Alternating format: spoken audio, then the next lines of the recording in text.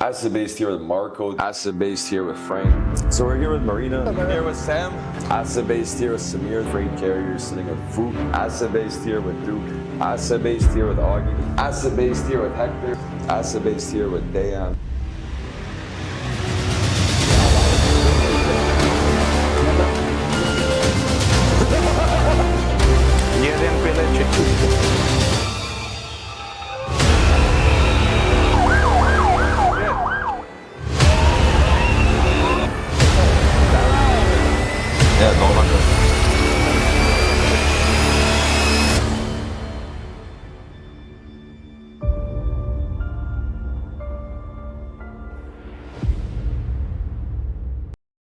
Podcast going to be joined today by David Scandlyn, a member of the DAT team. Let's hop into it. How's it going, David? Hey, Alex. Good morning, man. How are you?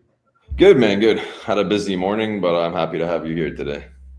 Awesome. Glad to be here. Excited to kind of dive in and talk a little bit more with you. I've been keeping up with the podcast the past couple of months. Love some of the stuff you're doing. So excited to be a part of it. Hey, I appreciate it, man. You being part of the DAT team and with all the things you guys have been doing, and it's going to be an interesting conversation. Just before we hop into all of those things, love the background, man. Love the skateboard, the rock climbing ropes, all the stuff you got going on back there really sells your personality. It's funny. I tell people all the time, it's kind of a collection of lost hobbies at this point. It's all the things my wife won't let me put anywhere else in the house, right? I get to tuck it away in my office, and it's mostly collecting dust now, but it all represents, kind of things I've been into over the years. Did get a chance to pick up the guitar a couple of days ago for the first time in a while. So I still do a little bit. I haven't wrecked that skateboard in a good long time. So it's probably time to get it back out when it gets a little warmer. Kind of representative of the before times, isn't it? Mm-hmm. But hey, I mean, it sure beats the hell out of keeping it somewhere in a shed or a garage. At least you get to see it every day. Yeah, it reminds me that I need to get back to it for sure. Yeah, daily reminder. But all right, man, let's hop right into it. How did you get into logistics? What was your start in this industry? Yeah, it's an interesting backstory. I actually wanted to be a therapist coming out of college. So I got a degree in psychology from the University of Tennessee, had planned to go to graduate school, aiming to be a clinician, ended up in business administration for the medical provider that I had worked for. Found that I was kind of good at utilization review, which in some ways is a degree of sales, right? It's basically getting the approval process from an insurance company for coverage for some type of medical process. For us, it was in actually substance abuse. So did that for a few years. not I a will lot. say that going into a therapist role, wanting to be a therapist, and ending up in trucking is a pretty good precursor, man. Yeah, it was a pretty significant pivot. I had a friend of mine that worked at C.H. Robinson, and after about 3 years of working at that medical provider, I had decided to go back and get my MBA, thinking I was going to pursue something in administration. Got a specialization in marketing, and long story short, it was just seemed like more financial opportunity in a little bit different industry. So I didn't set out necessarily to be in transportation. But he worked at Robinson at the time, talked really highly of them as an organization, and took an entry level role slinging freight. I was booking trucks. I was on the carrier procurement side. They operate a split model. So that's where I got my start in transportation, was at Robinson. Did that for about a year. What year was this? What year did you hop into carrier sales side of things? Let's see here. Would have been 2012, I guess. 2012, Midway through 2012. If you remember at all anything about the rates back then, I mean, do you remember roughly the RPMs and stuff you were slinging in 2012? No, I don't. I mean, I can remember the majority of freight we moved in the 300 to 500 mile band was somewhere sub $1,000. I can remember the load cost to hire being somewhere around 750 on some of our core corridors. I had a little bit different approach when I came in, which I think really helped. Back then we had a board that you had to clear, and everybody stayed in the office until your freight accountabilities were covered for the day. So it wasn't on like a person-to-person basis. It was more on like a team-by-team basis. Yeah, exactly. So you can think about it. Your office had an accountability to a set number of customers' freight. And so you would come in, you'd pull up your internal sort of freight accountabilities for the day, and you'd try to move it all left to right? Their old Navisphere system looked a lot like everyone else's, kind of like a scrum chart that you have in the development landscape. But for me, I really prioritized relationship development on the carrier side. So after about the first 3 months, I had kind of transitioned from covering the freight to covering the trucks for the relationships that I had developed. Luckily at Robinson, we had a large enough network of shipments that I could really keep my guys moving just on our internal freight. So yeah, after we the had third talked month, I about was that leading the a team little and bit. booking numbers. We had talked about that a little bit previously, where, I mean, you weren't really in brokerage at that point. You were technically kind of a dispatcher, right? Like you had your trucks, you'd say, hey, like you want to go down to Atlanta, from Atlanta, I'll send you out to Maryland, et cetera, et cetera. And you really became sort of a dispatcher at that point.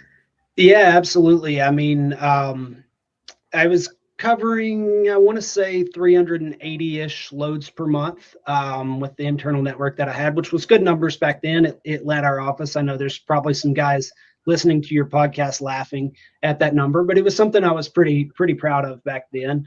A lot of owner operators. We also had some mid-sized fleets, and they just did dedicated Robinson freight, right? And we just I mean, honestly, I don't know who could really laugh at those numbers, even by today's standards, as a carrier sales rep, right? I mean, that's basically, if you break it down, that's 100 loads a week. That's 20 loads on a 5-day work week. I mean, by no means is covering 20 loads laughable in a smaller setting. I mean, I'm not sure how the numbers look at some of the bigger companies. I guess, obviously, being within CH, I would assume that there's some reps out there crushing like 1,000 loads a month, 2,000 loads a month. But on a normal setting, 20 loads a day is nothing to scoff at. Well, I mean, it sure felt busy at the time, right? And there's the legends in that business, the guys that moved the 1,000, 1,500 loads a month, and that was sort of aspirational and something I probably would have targeted had I not transitioned over to a shipper facing role. So I ended up moving over to outside sales, did that for a couple of years, and then transitioned into account management for them. So that was really. I got 2 questions for you before we move any forward. How was your first day/week in the CH environment? I mean, was the floor loud? Was it kind of like, the typical boiler room thing? Like, how did you feel being in freight that first week? So I can still remember my first book. To this day, I can see it in my mind's eye, right? I know where I was sitting. It was in our old office. We ended up changing offices at one point. But it's all the half desk, right? The little half cubicles. And so you've got this sort of boiler room environment. And it was 6:30 p.m. It was one of those days where we had a late load on the board that we had to get moved. And I think I booked it for like a $500 or $700 loser, and everybody cheered, right? Because it was the last load to get us all out of the office for the day. So lost a ton of money on my first book. But I just— Oh, wait, that was your first load ever. That's the first load you ever booked. First load I ever booked. Yeah, exactly. Yeah. So I had this guy sitting beside me. His name was Jimmy Vaughn. He was the customer rep for the customer that we were trying to move the load for. And, they would do the lock it down motion. That was always it. So I'm on the phone and I'm like, Jimmy, do you want this? And he gives me this, and then we book it and move on. So it was a pretty cool experience. And before I move on to the shipper stuff, I'll give you one more quick note on that. That lane actually ended up being the first dedicated lane that I booked. So it was always our last load on the board. It was part of a large allocation. We had way underbid the load, and we always lost a ton of money on it, right? It was just is what it is, but you had to make the service levels. And so after I'd been there like 3 weeks, I realized that everybody was just hammering the phones to cover this load. Every Tuesday, Wednesday, Thursday was when the shipment moved. And what I ended up doing 3 weeks in was I emailed every single carrier in our system within a 50-mile radius, domiciled within a 50-mile radius of the destination, and said, hey, we've got this regular lane moving, would love to work with you. Are you ever up in— it was out of Kingsport, Tennessee. Are you ever up in Kingsport, Tennessee? And ended up finding a carrier based out of Bessemer, Alabama, where that one delivered. And they did that load at least 2 out of 3 times a week for us for the next year and a half. It was at a $50 every load running at a loss, even with it being dedicated? Yeah. We way underbid it, right? There's probably a mistake in there somewhere. Yeah, stuff happens for sure. Yeah, and it was a part of a large allocation. But I tell that story a lot to customers and to people that I've gone through training with since. A lot of times I think people think strategy is highly complex, but especially in transportation, a lot of your strategy should be simplistic and results driven, right? Oh, and step out of what do I have to do this day to what do I have to do for the next 6 months. And that was sort of my first, attempt at doing that in transportation. And like I said, it ended up, we moved about 2/3 of those loads at a winter with a dedicated carrier and an automated environment after that. It was a huge win. And honestly, I think that type of motion is why I was able to move from, the new guy on the floor to being the leading booking rep in a pretty short amount of time. Just get outside the daily grind occasionally, and start to plan for what the next day looks like. No, I mean, there's 2 things that I've learned. I'll take you through 2 things. So first would obviously be on the dispatcher side of things. A lot of dispatchers are day to day. They book day by day. They just try to survive their day. The biggest thing in dispatch is planning. Like, you got to look at not today and tomorrow. You got to look at your whole week. What's your bigger plan with the truck? If you're going to send them to the Northeast, do you have a backhaul? If you're going to send them somewhere maybe for a little less money on a Thursday, so then you position for Friday for the big load. I mean, if you're working in transportation, day by day is rarely the strategy in this industry.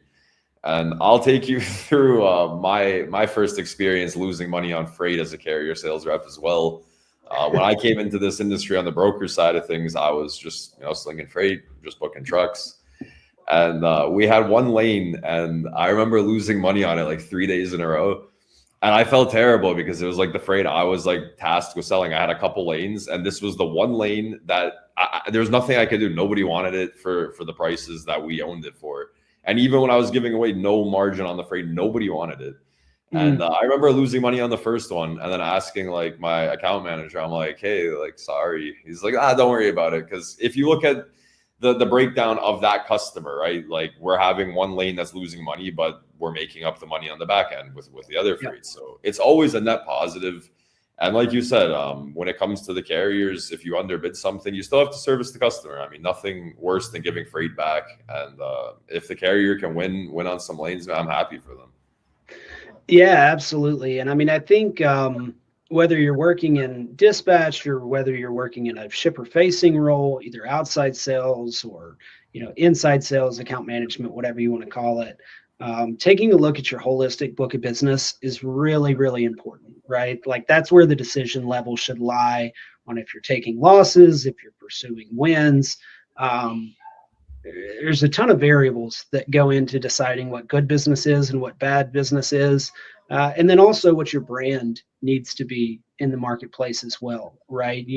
I think you want to be a service provider that no matter what has the customer at the top of the org chart. We talk a lot about that at DAT, inverting the org chart. So we always say the customer exists at the top, and the CEO exists at the bottom, and I land somewhere in between there, right? But really being customer obsessed, being customer centric, it's I think it's the way to move past short-term wins into a long-term sort of career of success in transportation. So it's a big marketplace, but it's a small industry. You run into the same people. Your brand matters a tremendous amount, your personal brand. Especially if you're operating as a broker or as a carrier. And so make sure you keep your commitments, when you can. Occasionally you got to go back and say, this isn't going to work for us as you do that evaluation. But yeah, man, get outside the daily grind, think about your business at a high level. Those things are really, really important and separate sort of the best from everybody else. Yeah, of course. So, I mean, let's go through, you started in the carrier sales, did that for a while. What was next with the customer facing side? I mean, were you just trying to source freight? You were selling to the customers, this kind of stuff? Yeah, so they operate under a split model. So you've got a dedicated carrier sales team, and then you have a multitude of and a multitude of roles associated with shipper facing accountabilities. So I started in outside sales, which is new logo capture, right? Did that for a couple of years. Was successful enough in that role. But like I mentioned, I'm a big relationship guy, and kind of the way it works or worked there was after you closed the deal, you passed it off to an account manager. And I just love developing relationships with people. And so wanted to go the account management route instead. So that's where I spent the remainder of my career at Robinson. Last few years, I was on site at a large CPG customer, spent about 2 years on site at a customer. Super cool experience. We had a large global relationship with them. So got to cut my teeth on every mode that we offered: international transit, European surface trans, right? Cross-border into Mexico and Canada. So just got a really good experience set representing a lot of the niche markets that maybe some. Yeah, and I mean, just seeing the big picture in logistics, not being tunnel visioned into dry van freight or reefer freight or just local freight. Like, you got to see, what is logistics on a bigger scale. Where did you head out from that position? I mean, you started carrier sales, you got into the customer sales. I mean, what got you out of that CH situation? Where did you go next? Yeah, so I mean, don't get me wrong, I still have a high degree of love and affinity for what CH does, and a lot of respect for their business. Had a friend that worked at DAT. Transparently, he had been trying to get me to come over since he got the job at DAT. And then one day it just seemed like the right time to pursue a new opportunity. I mentioned I was on site at a customer. My wife really wanted to be back in our local area, get back closer to family. And really for me, I knew progress probably looked like relocating to a hub if I wanted to continue to grow my career. DAT presented that opportunity for me to sort of maintain my remote environment and take some interesting steps forward into a different marketplace, right? Freight tech is a little different than freight. Found it super interesting. also had a lot of respect for DAT. I knew their brand. I mostly knew their IQ solutions. I didn't leverage it a lot when I was on the procurement side or the carrier sourcing side, but was very familiar with them as a data provider and had used their data sort of in multitude of ways from a shipper facing perspective. And the value prop that they provided was really interesting. So came over to DAT as one of our national account reps. So that's a account manager aligned to our largest broker customers specifically. So we have our business segmented. We have a carrier team, a broker team, and a shipper team. Yeah, that's something I never ended up asking you in our brief conversations lining up to the show was, is there a carrier version of you, like the carrier success manager? Yeah. So Janice Compton is our director of sales for the carrier segment. David Peckman is our director of sales in the shipper segment. There's also like product leadership, marketing leadership, dedicated support staff to sort of all three sides of the network. It's been fun. One of the things I think is really interesting about moving to this true segment model, we're trying to balance the interest of sort of all parties that are interacting with our product suite. And, anytime we come with a new initiative or proposal, sort of they bring everybody in the room together and go, does this benefit all three sides of the network or just one or the other? And we one of our good litmus tests for things that we should pursue is, does it provide value to everyone? And if the answer to that is yes, from a development standpoint, it makes that prioritization a lot easier. So I've got a cohort on the carrier side. That said, I've worked with a number of carriers while I've been here, and there's a ton of customers that are both broker carrier. Very common. Right now, those typically exist under our broker segment today. But we do have some broker carriers that are so carrier centric or asset centric that they live on our carrier side. I mean, let me tee you up for a better conversation here, a better understanding of your day-to-day operations. So you came out of the whole CH thing. I mean, carrier sales, customer sales, you were there, you lived it, you slanged the freight, you got the freight. Obviously, operations is very draining in this industry. And I mean, going through years and years of being in that role, it's going to take a toll on you. And like you said, you have to be on site somewhere in a major hub for the most part, unless you're a freight agent. And obviously being able to keep your ability to be with your family and stay remote, DAT offered you that. So take me through your day-to-day life within the DAT organization as it is today, or maybe if you started in a different role and ended up here. I mean, just take me through your life cycle leading up to today with DAT. Yeah, so a lot of evolution on our side, right? I mentioned I came over as a national sales rep. Ended up taking over a managerial position over a portion of our enterprise broker sales team. And then that expanded into my current role, which is director of broker sales. And ultimately, my accountability is to our customer facing process, or our go-to-market motion, if you will, for all the broker category, right? That exists top to bottom, from the one guy in his garage working as a freight agent to CH Robinson and everybody sort of in between. My day-to-day, kind of whatever needs the most attention at the given moment, right?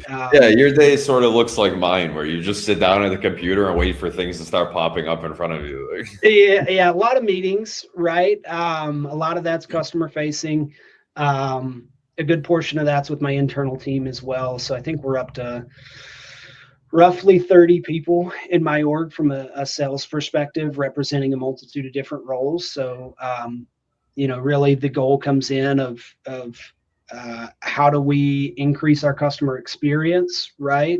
Where do we need to be prioritizing our time from a product and innovation standpoint? Now, obviously we have product leadership, but a big portion of what we do and what we pursue is based on the feedback of our customers. So I'm also sort of an aggregation point for that feedback, coming back to the product team and saying, hey, look, this is the problem set we're trying to solve.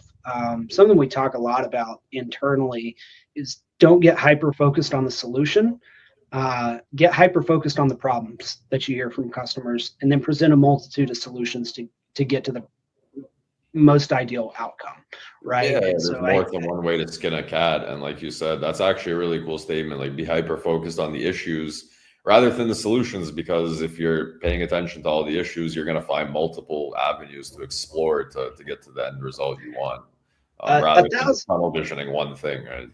yeah, 1,000%. And the other thing is that we operate with such a sizable customer base that the interests of individual parties is different, right? The way that their day operates, the way that they prioritize their time, it varies from company to company. Everybody's got a little bit different strategy, a little bit different competitive advantage.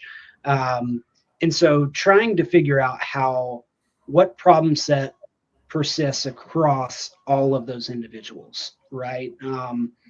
I think we would love to solve every problem with sort of a curated or consolidated Yeah, I solution mean, set. everybody wishes they had that one big green button they could just press and Yeah, everything would be exactly how every human that uses it wants it to be. But unfortunately, it's not how real life works. yeah, exactly. So it's trying to give the team a good priority set for what we should be working towards, what nuance exists in that. Also translating transportation internally, right? I'm from the advantageous position of being a previous user, operating in the Yeah. system, understanding the problem set. So helping really these brilliant minds that we've gone out and brought in organizationally from a product perspective or from a data perspective, and helping triangulate, okay, what's the actual problem we're trying to solve for our customers? Because a lot of times I think that can be misrepresented or misunderstood if you're from outside industry. There's some complexities here in what we do. No, yeah, of course. I mean, I've always told you it's kind of akin to game development, right? Where everybody's like, "Oh, I wish that this video game was less laggy and buggy and had less issues." And I think the average consumer or user of products doesn't understand the complexity of actually doing things and putting things together, which is actually going to lead us perfectly into the next part of this conversation. And I'm very happy that DAT has people like you on the team that were in the industry, that did move freight, that understand using the product from the user level rather than just being a tech company that's out of touch with the people that actually use the product. So that's always great to hear. But obviously, we've had some controversies revolving around the switch from Power to DAT One. I was afforded the position to have a meeting with, I think, all 7 or 8 of the people more so involved with the development and rolling out of the DAT One product. So I have a lot more knowledge and a more happy, fuzzy feeling about meeting the people and seeing the dedication and feedback that they get and that they listen to. But maybe take the general public who may not have had the chance to have those meetings through DAT's process of customer feedback and how you guys are implementing the customer feedback. And again, for anybody watching, just because we want something to happen doesn't mean it can happen in 5 days or 5 weeks. I mean, this is a massive product. It doesn't work like that. Yeah, I'll share a non-DAT story to kind of start this conversation. Amazon, right? So there's this really interesting case study where they have all these categories of products on the left-hand side, and a couple of those categories are books, publications, and then they have a separate one for magazine publications. And so at some point back in the last 7 years or so, they had this idea. They're like, oh, well, we're going to go in and we're going to consolidate those tabs into a single heading, right? It makes sense that books and magazines would be in the same category. And they measured the performance of that after they rolled it out. And what they ultimately found was that made magazines harder to find. And so they saw like a statistically significant decrease in the number of magazine sales. And they got feedback from their customers that they didn't realize that magazines were now bucketed with books under the same label. So anytime you're designing a user experience in a web-based platform or in a mobile-based platform, you can set out with these ideas and then you test them and see sort of what's the feedback from the general customer base and what's the outcome of those changes. So one thing we do at DAT, right? We have a number of we have a customer advisory board. We have a number of focus groups that we'll bring in as we start to develop or roll out a particular product enhancement or product change. And we'll have them interact with the platform. Generally speaking, you keep that to about 6 to 8 individuals. That's considered best practice in the SaaS space. If you get more than that, you get maybe too much disparate feedback. If you get less than that, you end up in this idea of groupthink. So we'll bring in people, watch them use the product, measure the time that's associated with doing a certain task. So a good example of that for us is the amount of time it takes to post a truck. So we looked at the amount of time it took new users to post a truck on the DAT Power platform, time it took new users to post a truck in the DAT One platform, existing customers, right? What about people that are long-time users? And there's some general assumptions that you make. Anytime you move anything with someone that's very familiar with the platform, doesn't matter where you move it or how you move it, it's just not the same place it used to be, or the layout's slightly different. So, we get down to the second associated with that. We make some averages and we use that to sort of help guide where we go from a future product innovation standpoint or product update perspective. To your point, Alex, I know you had mentioned some apprehension moving into the new platform, the new DAT One platform. And our team's super invested in that feedback. I know you had the opportunity to sit down with a number of our product leaders. I can't tell you how many calls I've hosted with brokerages of a multitude of sizes, with carriers of a multitude of sizes, where we say, okay, you don't like this, what do you want to see changed, right? And then we collect all of that and try to make the right decision. And and to DAT's credit, I mean, I've obviously not been using, the service as much in my day-to-day operations, but I obviously keep an eye on it through people I work with and friends of mine. To your guys' credit, even within, I think, 20 days of me meeting with the product team, we saw like 3-4 changes that we had discussed roll out within literally 2-3 weeks of that meeting. And to your guys' credit, I mean, correct me if I'm wrong, from my understanding, the main focus on switching the platform was to be able to roll out updates in a quicker way, to roll out things much quicker. And people don't understand the back end of these things is that Power was running on some older infrastructure. It was more difficult and time consuming to work on. And the main focus of the switch was to be able to actually roll out changes and new features and upgrades in a more timely manner rather than keeping it on the old infrastructure. So I think a lot of people seem to have missed that communication somewhere along the line.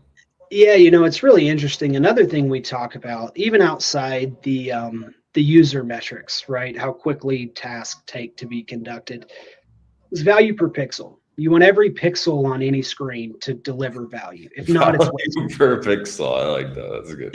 Yeah. So, we have our roadmap where we're going from a development standpoint. And I'll say, in all my time, going on 3.5 years at DAT, we're in a position now of sort of hyper innovation, and it's super exciting for me.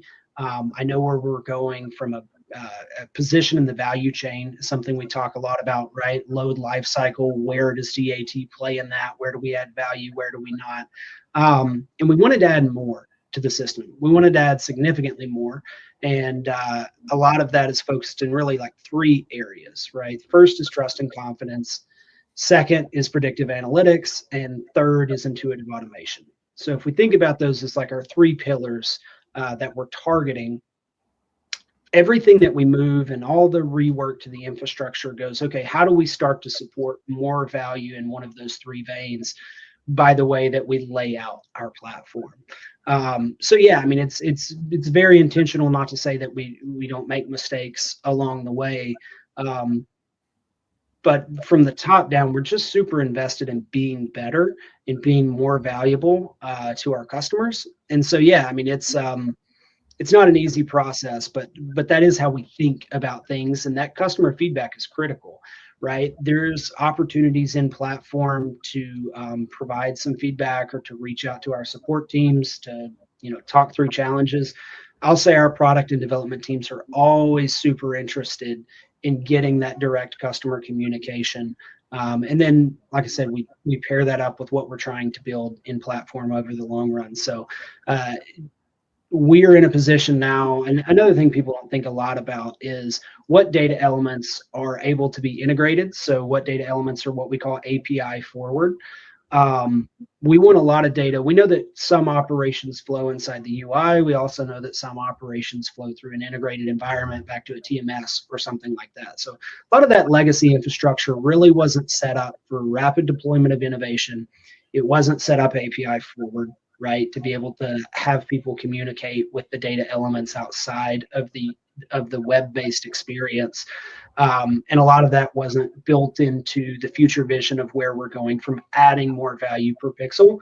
So we changed some things up there. And I think customers, a lot of people, and to be fair, I was one of them. I was, that's actually how I ended up in that meeting, was being vocal about my frustrations, should I say, with, the switch from Power to One.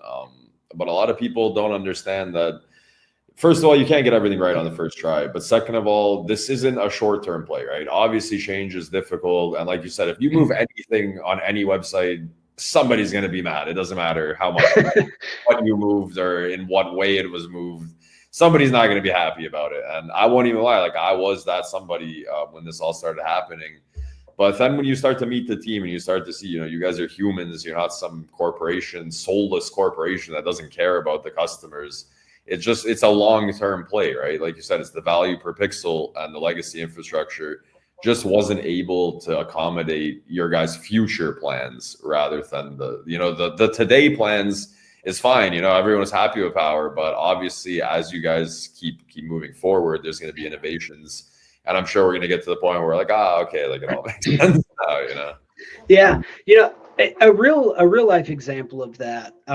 If you think about the old DAT Power infrastructure, there was nothing in platform, there was nothing in the layout that enabled tracking communication or visibility to shipments in transit, right? And that's a major thing we heard from all sides of our network. Again, going back to this idea of, does this add value to all three sides of the ecosystem? Shippers said they wanted more visibility. Carriers said that they hated doing check calls, right? We've all heard the horror stories about getting woken up those at 3 a.m. check calls when the guy's sleeping at the delivery already. It hurts my heart, but I've done that, right? I've called the carrier late at night and woken up a guy. It's not a good thing for relationship development, not a good thing for safety, not a good thing for the carrier. From the broker perspective, right? You're trying to meet your shipper accountabilities. There's a cost with that. DAT One, as an example, allows for a communication or a request to track. And there's a multitude of ways that you can track through the platform. One of those being our application-based tracking. So literally every shipment that's either posted on DAT One or not posted on DAT One, a broker can send a tracking request. And if the carrier has the DAT mobile application, they can track through that product suite, right? And the broker also has a dedicated platform that they can view the shipment in transit in real time, and they can send the link on to the shipper so that they can view transit in real time. And then you also consider, right, obviously the plans for trucker tools had been in flight for a while. So you're planning for some of those investments you're going to make down the road, knowing that now we've got a position where you can send a tracking request through an ELD integrated provider, right? You can also, if you want to put it in the simplest real world terms of what the situation actually is and what the customers should probably understand, it's like trying to build a brand new fancy condo on top of an infrastructure that's rotting from the bottom, and it'll be up there and everything will be fine, and then after 6 months the whole project will just collapse, right? And you guys obviously had to go through and get rid of obviously the infrastructure that wasn't going to work, and we had to build it from the ground up. And you're going to have issues with doing stuff like that. But let's go through the next 6 to 12 months, 2 to 3 years with DAT. What are you guys working on Obviously, the hot button issues are going to be, you know, the rampant amount of fraud within the platform that obviously you guys are well aware of, and well aware of the things that need to be done. So, I mean, if we could just touch on, you know, the trucker tools acquisitions and some of the things you guys are doing in the fraud sector, and I mean, just the next, you know, the roadmap that DAT kind of has for the next little bit. Yeah. Well, I mentioned earlier our 3 pillars for innovation, right? Trust and confidence. So let's start with number 1. It's been our biggest investment area.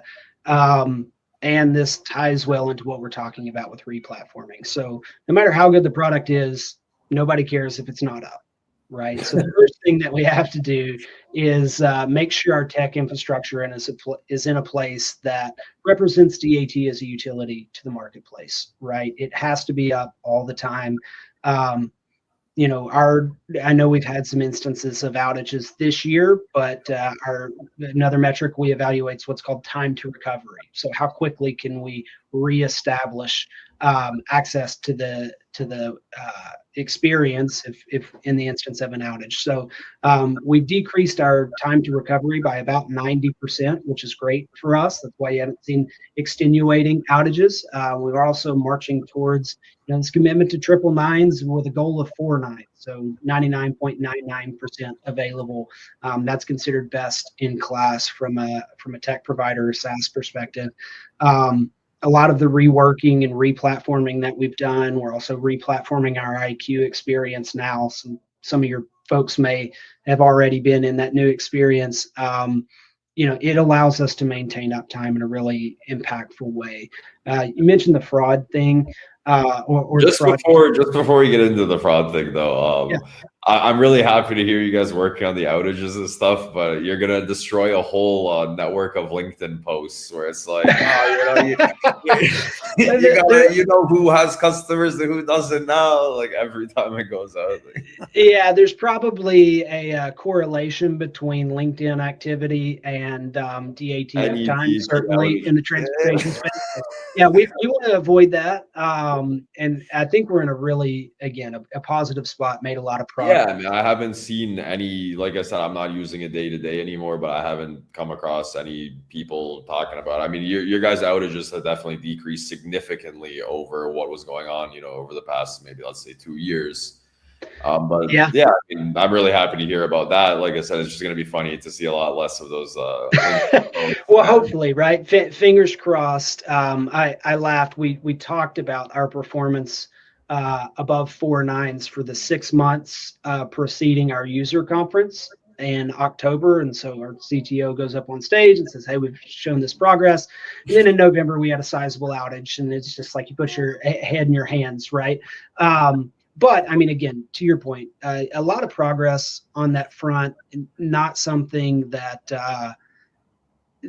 we're going to celebrate because we see it as an expectation, but it is a commitment to our customers. So, of course. I mean, it is an expectation, but you know, things happen, and obviously, as funny as those situations are, I mean, everybody's gonna try their best. Like I told you previously, nobody wakes up, gets out of bed, and says, "Hey, I'm gonna go do my worst at work today." You know? Yeah, exactly. And you know, same sort of thing on the fraud front.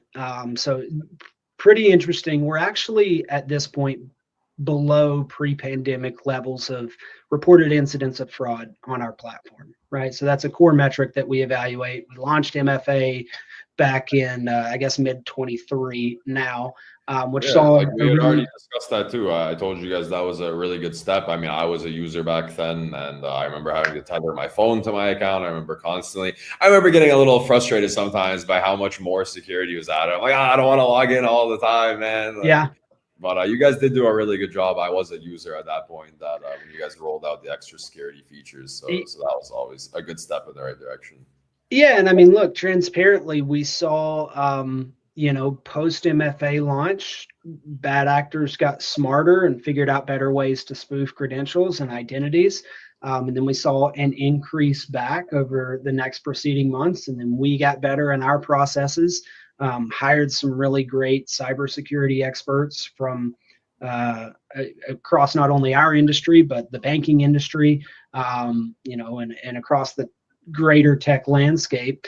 And it's a pretty impactful step forward from the number of reports of incidents we're getting on our platform. But that is a major investment area for us moving forward. So yeah, I mean, I think honestly, there's not much we can really talk about today without, things to, like you said, nobody cares about a product if we can't see it. But when it comes down to it, I think people just want to hear you guys come out and say, hey, like, obviously we understand the situation. Obviously, it's a huge investment area for us, and it's something we take seriously. And I think that was the whole really main point to my show with you today, is just to give DAT more of a voice in the community and have you guys, have a face to the company. And I think the consumers, all we really want is the customers is just to hear you guys say, like, we're doing our best. We are working on it. We hear you. We value the feedback, even when it's, overly aggressive and like very, very negative. There's a nugget of truth and some value to the feedback, even when it's over the top. But I mean, that's the thing. We all just want to hear you guys say you care, Well, and look, I mean, feedback is a gift, right? Chad Olison over at AVRL, he had a post on LinkedIn the other day I really liked. He said, feedback is an investment, full stop, right? And so I appreciate the positive feedback from our customer base. I appreciate the negative feedback from our customer base. I tell my team all the time, your best friends stab you in the front, right? That's it's valuable. It's how you get better. And so we love that. To your point too, like, it's hard for me to overemphasize just how much we do care about these topics, right? Both from a commercial standpoint and from an individual point of pride. I'd say I work significantly more now than I did when I was in the transportation seat, and it was a lot back then. And so we're just, we're hyper focused on it. The marketplace will see some really, really cool innovations from us over the next 6 months on that front. Most incidents of fraud are some level of identity theft. And yeah, I mean, I've always said it to a lot of people, man. A lot of people throw a lot of blame towards DAT. I mean, I made a post about it months and months ago where it's like, man, a lot of these things are happening because you guys are opening emails you shouldn't and responding to things you shouldn't and clicking on things you shouldn't. And cybersecurity is as cool as it needs to be. And, everybody can do as much as they can and spend as much money as they want on cybersecurity. But I mean, even if you go through that Mr. Robot show, man, like the biggest problem with cybersecurity is the human element. You give the guy a CD file or a USB, sticks it in the company's computer. Now the whole company's done. I mean, the human element is always going to be the issue when it comes to cybersecurity. And like I said, I mean, people are like you even said it previously a moment ago, like the scammers are getting smarter. They're catching on. They evolve, they're evolving with the evolution of more security. And I mean, it all really just comes down to like, stop clicking on things you shouldn't be clicking on. Well, but look, we're trying to account for that too, is what I'll tell you. So, on the front end of our ecosystem, we're really marching towards what they call zero trust authorization access to a platform. It's the same sort of credentialing processes incorporated in access to banking platforms, governmental, secure platforms.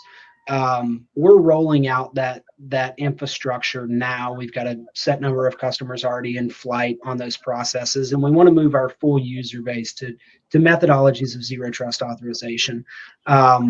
We think about security in a few different pillars, right? The first being access to the platform, so zero trust authorization. The second being best in class access to data in the platform to determine, okay, I know who this individual is. Now do I know all of the relative data about that individual that would help me understand if I want to work with them or not? And we're not in the business of telling you who you should or should not work with. That's a business decision, but we want to provide you all the insights you would need to make that decision. The third element of that, or attack vector, is communication channels. So we've got some initiatives around secure communication channels, focusing on the problem. That's the problem. There's multitude of solutions there. You've got voice over IP monitoring. You've got email plugins. You'll see some stuff from us in the next few months around optionality in generating secure communication channels to eliminate that potential attack vector. I mean, you've seen it, right? Somebody calls in and says, I'm with MC12345. You've got to go in, find out if that phone number is attached to the FMCSA record or it's approved in Yeah, the system. it's a whole vetting process. And I mean, I'll say it happened to me once when I was working in a very small company. It was only me and the owner. That was the only two people that had access to anything to do with RMC. We're the only two people booking freight, the only two people doing anything on that company. And we I ended up getting a rate con come through my email, and it's for a load from like California to New York. And I click on it and I'm like, it's weird. Like we don't go out that way. You know, we were doing power only. And that was a whole other thing. It was also like a dry van load, which we didn't do. I mean, we were doing strictly power only. And so then I messaged the owner of the company, my boss at the time, and I'm like, hey, did you book a California load? I don't think you did because we don't have any trucks there. And she goes, no, like, of course I didn't, right? And I'm like, oh, that's interesting. So I get the rate con. It's from one of the bigger brokerages. I call into the rep. I'm like, hey, what's going on with this rate con you send me? Like, it's not for me, right? Like, we didn't book this. And he goes, oh, that's weird. Well, like, somebody gave me your MC, and they said they were like you, and like they used my name and everything. I guess maybe through link. I don't know how they found all this out. But thankfully, the brokerage used only the two emails that were on file with us. And thankfully, we ended up getting the rate con and not whoever tried to steal our identity. And I mean, even when you're doing things, you know, I would like to think I'm doing things the best they can be done on the dispatch side when I was there. And even us, like, you know, anybody can call up and say, hey, I'm this person. Anybody can do it, right? Yeah. And I mean, so again, for us, it's about really prioritizing all of those individual attack vectors, right? Talking through secure communication channels. How do we add value there? And then the fourth sort of attack vector that we see is in transit, opportunities, right? Did a carrier show up to pick up a load that wasn't supposed to, or I shouldn't even say a carrier. A fraudster show up to pick up a load that they weren't supposed to. Yeah, like which MC number showed up to the shipper, this kind of thing. Exactly. So, we want to continue that process throughout the load life cycle, and that's where visibility comes into play. And so we think if we can identify the individual, provide the right data, control the communication channels, and then provide visibility into the movement of the shipment actually en route, or the transit of the shipment through a visibility offering, we've secured the really the four most common attack vectors that we see, and our goal is to be absolutely the most secure place in the marketplace to post your equipment if you're a carrier, or to post your shipment if you're a broker. We want to be a platform in which, even if you have a dedicated carrier on a dedicated lane, there's value in conducting that transaction through DAT's platform, because we add so much from a security perspective. So when we talk about where we're going and our initiative around that, it's not just eliminating a bad actor off our platform, which we certainly want to do and we're certainly prioritizing. It's taking it so much further to saying this is the best place to conduct a transaction in transportation. It's the safest place to interact, right? And so a lot of our partners have sort of heard this vision, or we've talked about some of the stuff we have in pre-beta. A lot of folks haven't. You'll hear more and more about that from us over the next couple of months. This isn't a 3-month roadmap. This is really sort of inside the next 6 months, where we plan to bring a lot of solutions on that front to the marketplace. So hey, look, I look forward to hearing about it. I look forward to all the changes and the fact that you guys are obviously taking the steps. However, I will say I also do look forward to, I mean, people are going to complain about everything anyways. Like, I can't wait to see people complaining about you guys going overboard with the security. Like, look how many things I need to do to log into my own account. Like, we're still going to get those posts. I bet you anything. Yeah. Well, I mean, again, I think the way that we think about things is through the lens of optionality and through a broad marketplace. We're at the advantage and disadvantage of really having the largest community of partners in transportation, right? Yeah. And we want to allow people to access the environment and engage in freight that meets the criteria they have. A good example might be a carrier without an MC. multiple states where intrastate transit doesn't require Yeah, an Texas MC. definitely being one of them. It's like its Yeah. own country, man.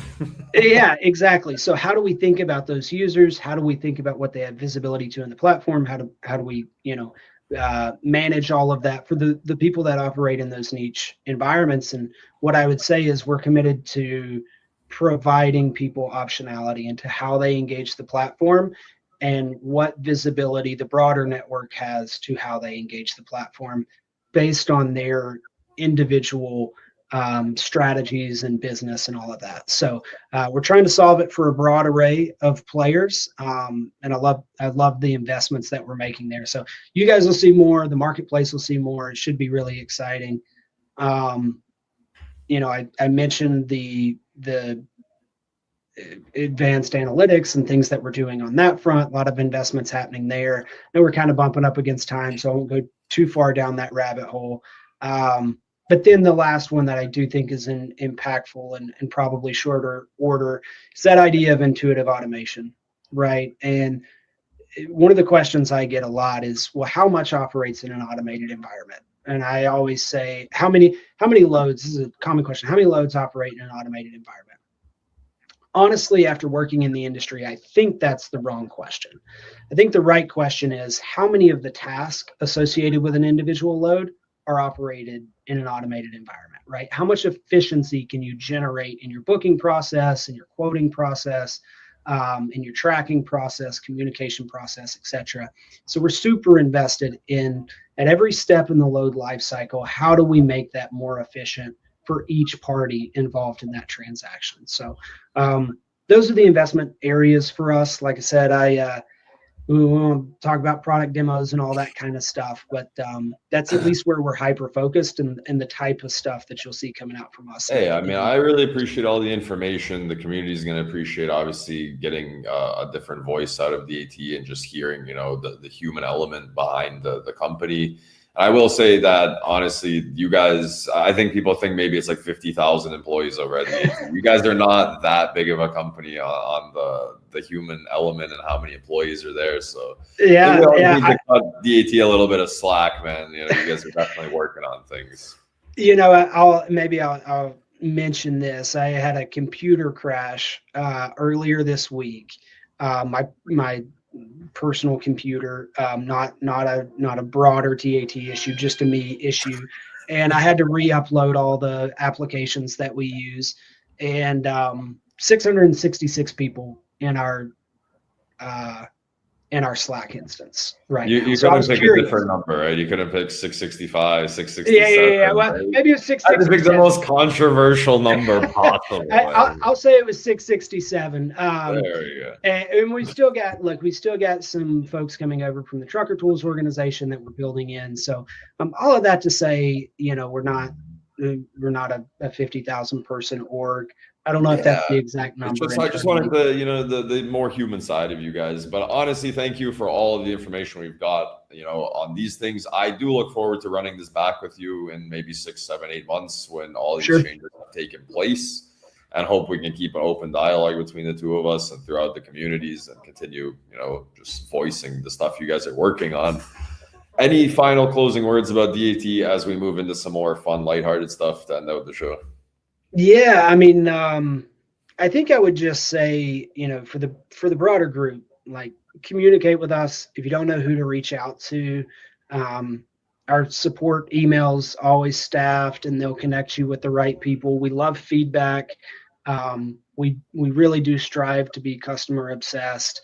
We want to be here. We want to be a partner for the long term. We think a significant portion of our value is really tied up in our longevity in the industry, right? And our mission statement is really to make the lives better of individuals by reinventing the supply chain, right? And so know that at the end of the day, I'm here. There's a group of people here at DAT that are hyper focused on providing you a better experience in our platform.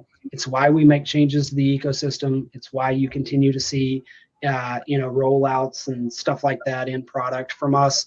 If we didn't care, we would just have it exist the way that it always has. But we really are in a position of innovation, and we would love the feedback, the opportunity to talk to you. My team does, a few hundred on-site engagements with customers across the country every year. We love to be in your shop, hear about what you're working on, and sort of jointly plan towards achieving the initiatives that you're trying to leverage to grow your business. So, yeah, reach out. We're always here. We always love a good conversation, and we really do want to find the way to help you grow your business and be more successful. Those are the things we talk about every single day. It's what I lay awake at night thinking about, is what our customers think of us and how we can improve that. So, yeah, I think that's it from the DAT perspective. Yeah, I'm curious what you've got on the agenda for fun stuff. I mean, we'll try to fly through. I know time is a little pressing, but I think the motto for today's show and the really key takeaway here is like, DAT, like we care about you. That's something that the community just sort of needs to hear. And as we head into the fun stuff, man, we're gonna start with craziest logistics story. You can pick two if you have two. Any wild, crazy stories from your brokering days, anything within your time at DAT, anything throughout your whole career of crazy situations that sort of stick out when you go back and reflect on them. Yeah. So I worked with a chemical company, a very large international chemical company. I like how this story is starting. I hope there was no injuries. There was one minor injury, right? So we go up, we meet with safeties at the pinnacle of transportation in the chemicals vertical, right? If you operate in the chemical sector, you know that to be true. So the vast majority of your conversations are around how do we make sure carriers are approved and they operate with this proper safety protocols, whether that be PPE or whatever. So we go in and we're meeting with their director of transportation. We had a couple of incidents of carriers showing up without the proper PPE. And so one of their continuous improvements was to bring their vendors in and have them have a conversation about it. And we're talking through, and I guess it wasn't us, but another provider had sent in a driver, and they had this massive pile of like broken glass over to the side. And the driver jumps out of the truck and just goes crawling up this massive pile of broken glass. And he's using this as an example of like, hey, we need, the right folks. And I kind of poked back fun at him. I said, well, did you have any appropriate signage or indication on the BOL that you shouldn't climb the piles of broken glass, right? And the guy kind of laughs because that's just how they think about things, right? Is everything has to be documented. Every safety protocol has to be outlined. Wait, I'm so confused. How did this guy end up climbing through the glass? Yeah, so I guess he backs up to the dock and he just jumps out of the cab and goes tearing up this big mound of broken glass that's over to the side of the warehouse. And like I said, I kind of poked fun at him. I was like, I think you guys need better signage, right, to make sure drivers understand safety protocols. That was a pretty wild one. Off the fly, that's the only. But what was his what was the goal? What was his end goal there? Like, what was he trying to accomplish? I really can't. Yeah, no, I think. I mean, transparently, guy was probably just off his rocker, right? Like something was wrong. I was gonna say to you, I can't think of like any beneficial outcome for a situation like that and why he would go to do that. But. Yeah, no, guy obviously got let go from his position for that company. The driver did. All right, moving on from that story. That is a crazy story. It makes zero sense. So what? I think that's it though on crazy stories that come to mind right now. I'm sure there's more. Yeah, you win with that one. I love that one. That is an absolutely wild story that makes absolutely zero sense, no logic behind it. But I was told at the start of my career in logistics, don't ever try to understand the drivers because sometimes you'll drive yourself crazy trying to like understand what they're thinking sometimes. So it just is what it is in that situation. But moving on from that, I got this question for you. How often do you think of the Roman Empire? Never. I know that's like the one that circulates social media. I always say I've got work, wife, kids. That's it. Yeah, You know, that's the completely fair. I mean, that's yeah, a good I thing. lay awake a lot at night and think about those things and crawl back up to my little office up here and send emails and that kind of stuff. But I'm pretty well consumed with what I've got on my plate. All right, man. We're gonna rapid fire through some personality things. Favorite movie? You can even do two if you have two favorite ones. So guilty pleasure, maybe I'll start with that one. I'm a huge Joe Dirt fan. I think it's one of the most underrated cult classics of all time. Joe Dirt. Joe Dirt, man. Yeah, huge Joe Dirt fan. Maybe it's the, Southern bias on my front, something like that. I guess I've known a lot of Joe Dirts growing up, been a Joe Dirt probably myself at some point. So yeah, big Joe Dirt fan. And then probably less guilty pleasure, My Left Foot. Did you ever see My Left Foot? No, I've never even heard about it, so I guess that's what I'm watching tonight. Yeah. Kind of an emotional roller coaster. It's not a very light-hearted film, but it's got some great parts in it. So yeah, My Left Foot. All right, we'll leave it at that. I'll watch that tonight. I'll get back to you on it tomorrow. Joe Dirt, absolutely hilarious. If somebody hasn't seen that, it's like a must-watch. Absolutely. Moving from movies over to music, favorite band, favorite song? Avett Brothers, favorite band of all time. If you don't know the Avett Brothers, the best band of my lifetime, in my opinion. Favorite song, they've got one called The Ballad of Love and Hate. So I saw it at a music festival when I was like 16. It just hit me and kind of set me down the road of being a huge fan of theirs. So yeah, Avett Brothers all the way. All right. And going into sports, I know you're the family man now, but did you play any sports and do you currently watch any sports?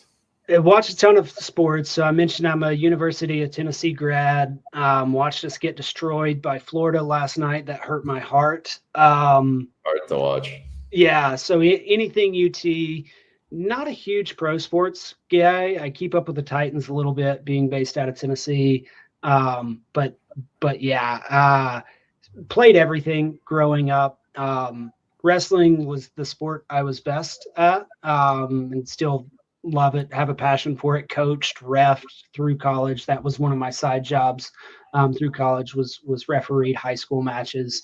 Also played football and soccer, played basketball and baseball when I was Funny younger. enough, actually, both my aunts and my uncle were really into wrestling in high school, and both my aunts had promise, but ended up blowing ACLs, and that was just the end of their careers. But wrestling is really interesting. I've been around it a lot more than most probably have, and definitely an interesting sport to watch, man. Definitely a spectator sport. Yeah. I had some offers to go wrestle collegiately, but it is a massive time investment, and I decided maybe not doing that sounded a bit more fun. Yeah.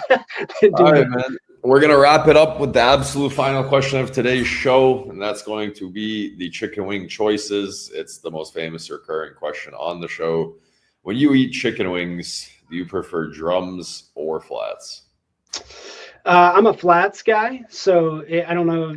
I'm a strip the chicken. You know what I'm talking about? Where you mash. Yeah, where you pull out the bones, you crack the bone, you pull it bones. out, you get the chicken, you dip it. I've heard this many times. It's still the wrong answer, but I'll accept it. No, I mean, look, if you like sauce from ear to ear, go with the drums. If I like the drums, they're one-handed. You can eat it with one hand. It's much easier. It's much more simple. I don't know. I'm not a flats guy, but if you are going to eat flats, you do need to use that technique, though. I got to learn that technique. So. I was going to say, once you go down the pathway, you'll never go back. Like once you figure out the right strategy for it. Everybody's getting me onto this breaking the bone strategy. I've tried it. I need to watch the YouTube video Justin Martin sent me one more time, and maybe I'll come around to it. Heading into the sauces, though, ranch or blue cheese for the dipping sauce? Blue cheese guy for me, but I also get a side of ranch to dip my fries in alongside the ketchup. Okay, that's actually a pro play that I might have to investigate. I've never thought about that. Double it up. It's the right way. Yeah, I also put ranch on everything. Pizza, spaghetti, ranch on spaghetti. I'm a big fan of. I'm like, it's part of my personality. Yeah, somebody one time, like it was like 40, 50 episodes ago, man. I've been asking this question for a long time, and somebody called ranch Midwest ketchup, man. Absolutely sent me off my chair. It was the funniest thing I've ever heard.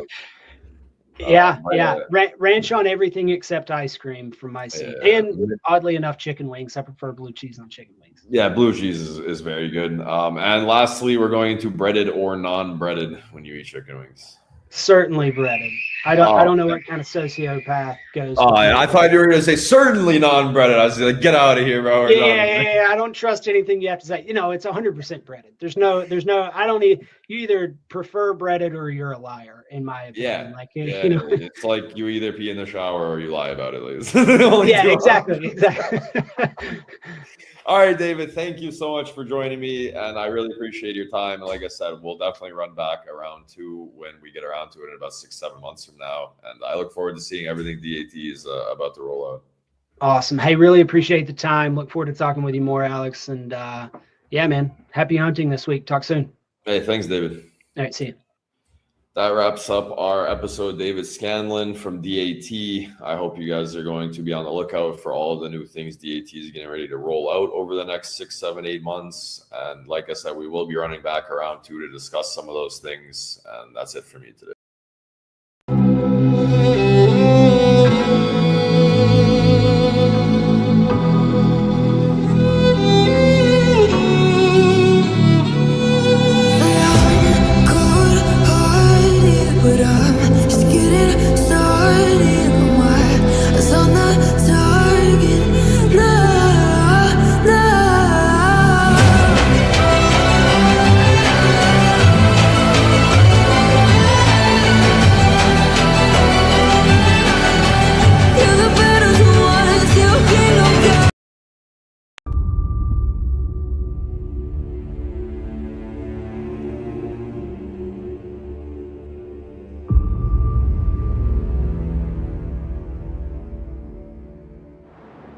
Acid based here with Marco. Acid based here with Frank. So we're here with Marina. I'm here with Sam. Acid based here with Samir. Freight carrier sitting with Food. Acid based here with Duke. Acid based here with Augie. Acid based here with Hector. Acid based here with Dayan.